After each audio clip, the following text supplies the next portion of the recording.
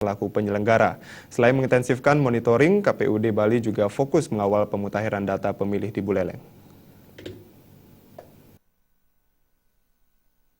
Ditemui di ruang kerjanya, Ketua KPUD Bali Dewa Kade Wiyarsaraka Sandi mengatakan, sesuai kewenangannya, KPUD Bali secara intensif senantiasa melakukan monitoring, rapat koordinasi maupun evaluasi terhadap penyelenggaraan tahapan pilkada di Buleleng. Diharapkan segala proses dan tahapan pilkada Buleleng berjalan lancar sehingga mampu melahirkan pemimpin yang berkualitas.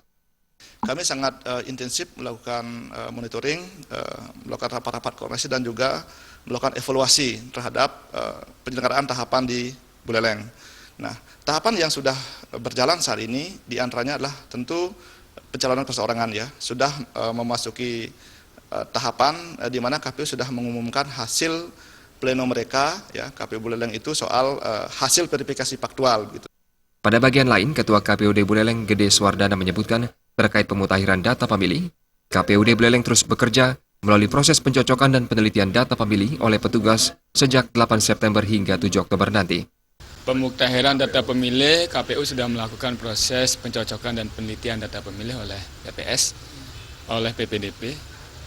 Petugas kami sudah bekerja mulai tanggal 8 September sampai 7 Oktober nanti. Jadi prosesnya akan terus berlangsung, mudah-mudahan data pemilih kita akan data yang akurat, akuntabel, dan termutakhir.